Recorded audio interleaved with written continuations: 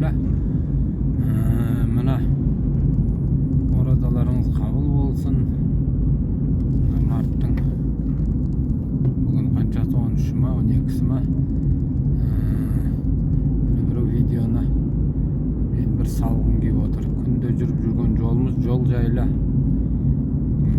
Кезинде бирөө енді өздеріңіз Жамбыл облысы, бұл Қордай районы, Қордай ауданы, Қарасу ауылдық округу. Тура мына центральный таможня болғанда ең үлкен грузовой өтетін таможняның жанындағы ауыл. 13 километр жер кезінде жол салынған 5 жыл бұрын. Қазір міне келіп те қалдық жолды, қазір көресіздер қандай состояниеде екенін. Міне осы жерден бастап салды. Кезінде бір фирма келіп, Тараздың фирмасы екен, салды. Міне мынадан басталады, осыдан бастап салды. Міне жол көрініп тұр, міне дөңнен ары қарай салған 5 жыл бұрын. Содан бір жыл өтпей, 6 ай өтпей жаз басталды да колея боп, ортасына дөңгөлөк бәрі кіріп, мына КамАЗ үлкен жүк машиналар жүргенде, енді ол осы жолды қалай салды деп айтпайсыздар ма? Қалай салды бұны? Сол келді дағы жаңа технологиямен деді дағы қопарып ортаға үйді. Мыналар не істеп жатыр дегенде, ой, біз жаңа технологиямен саламыз бұл жолды деді. Ортаға үйді. Содан әйтеуір салды 13 километр. Ол өтеген ауылынан ары шығып жоғарырақ барғанда бітеді сол салған жері өздерінің.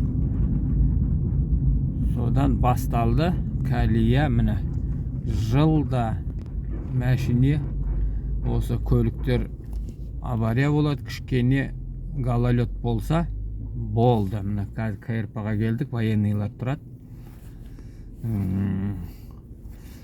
Содан басталады. Қыс бойы осы неше мың адам осы жолменен жүреді. Жанымызды шүпірекке түйіп өтеміз. Сол Таразский фирма салды деді. Сонда бір погрузчикте жұмыс істеген жігіт 1,5 жылдай қалып, осы нені жолды өткізгенше жүрді. Осы жолды өткізгенше жүрді. Өз Тараздың жігіті болатын. Сонда мен сұрадым, ауылдан танып қалдық, біраз жүргеннен кейін. Мынау енді жол не істедің деді сен? Сонда абыржып байқұс мені тастап кетіп еді осы жерге деп. Смала болып, тегістеп, кеткен жерін тегістеп 1,5 жыл, 1 жыл жүрді. Міне көріп отырсыздар жолды қандай екенін. Содан сұрадым ғой, біраз енді бұл жерде жақсы, нормальный, полноценный асфальт жату керек еді ғой десем, иә, енді сөйтіп жасады енді біздің бастықтарымыз деді. Сөйтіп кетті деді. Бұл қанша ақша бұл жерде? Мен бір 200 миллион ақша алып кеткен шығар. Осыны десем 750 миллион деді. Мен соны таң қалдым. Ол сен қаяқтан білесің десем, мен өмір бақи осы фирмада істеп жүрдім ғой. Білем, қанша кім қай жерден бөлінетін. Міне соның результаты міне 5 жыл болды. Ол уақыт келгеннен кейін барып салынады екен жол қайтадан. 5 жылдай ешқандай ақша бөлінбейді екен. Енді биыл бұйырса салады ғой деп отырмыз. 5 жыл болды, салады дейді. Соны енді қанша адам салған да шығар. Бұл жерде тем более мына Қырғызстанға өткен Европаның фуралары, мысалы Европадан келген фуралар Қырғызстанға өтеді. Жаңағы таможнядан өтеді дағы пустой. О, төмен ауылда бір ауқатты дейтін жерден бері өтеді. Енді қазақтың жаңағы айнасы ғой бұл жол деген. Сұмдық. Калия болып, шұңқыр. Сондай 750 миллион теңгені алып кетсе керек енді. Содан былтыр меді алдыңғы жылы біреулер адам да шетін еді бұл жерден. Содан іздеп шықты ғой, бұл кім салды, бұл не деп. Жоғары жақтан келді ма біреулер іздеп еді. Тараздың фирмасы деді. Қазбалап көріп еді. Парламентте бір көкөс отыр екен деді. Сонымен тып-тыныш жауып қойды. Сұмдық мына жолды көрсеңіздер. Европадан келген КамАЗдар мына алдымызда да фура кетіп барады. Қаяқ. Бұл сұмдық енді, сұмдық. Айтуға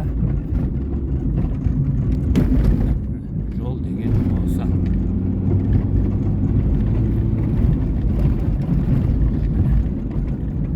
Міне қараңыздар. Әкім не қарап отырды сол кезде, депутаттар не қарап отырды, міне.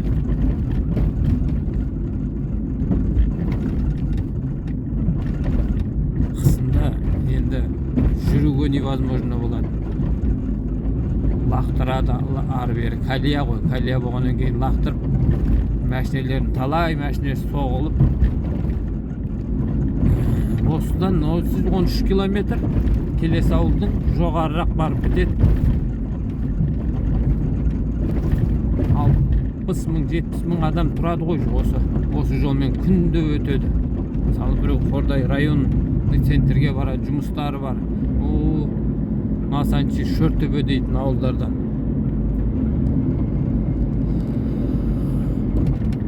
Осыны көріп ішін қынжылады. Не деген сұмдық, жемқорлық. Әйтпесе осыны дұрыс асфальт салып, қазбай, дұрыс асфальт, полноценный асфальт салса, мынандай калия болмас еді. Ар жағындағы жолдар салынды, местный дорожниктер салды, тұр. Іштеке жоқ, азмаз шұңқыр болады, но мынандай калия болған жоқ.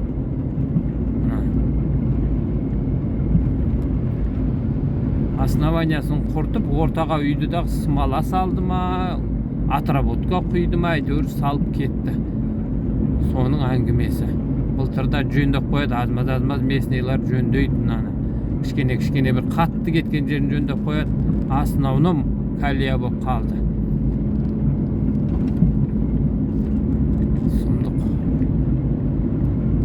Сол айтарым, құрметті қазақ елі.